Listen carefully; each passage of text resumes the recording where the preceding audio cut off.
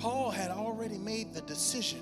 The decision is, I'm not following God because of what he can do for me. He had already made a pre-decision that I'm following God because God has been good. And so he was not waiting to see an outcome to determine whether he's going to worship and pray God. He wasn't waiting to see how all of this was going to unfold in order for him to praise God. He had already made a decision. Come what will, come what may, come hell or high water, I'm serving God. If he does it, I'm going to serve God. If he doesn't, I'm going to serve God. If the prison doors open, I'm serving God. If they remain shut, I'm serving God. That I'm not serving God just simply because of what he can do. Even when I find myself in the middle of a season that I cannot do anything about and there is no more hope for me, I understand that the end is coming near, that I'm still going to worship God because he's worthy to be worshiped in my prison.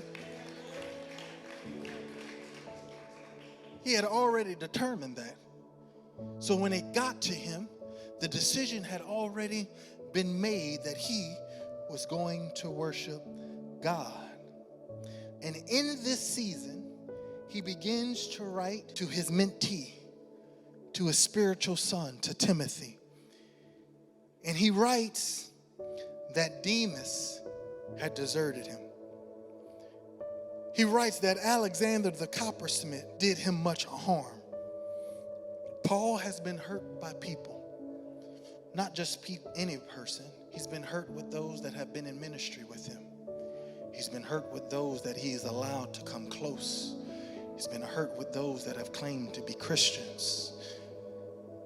But what he understood is that he understood that what he was dealing with, the pain, the disappointment, it is not the sum total of his life.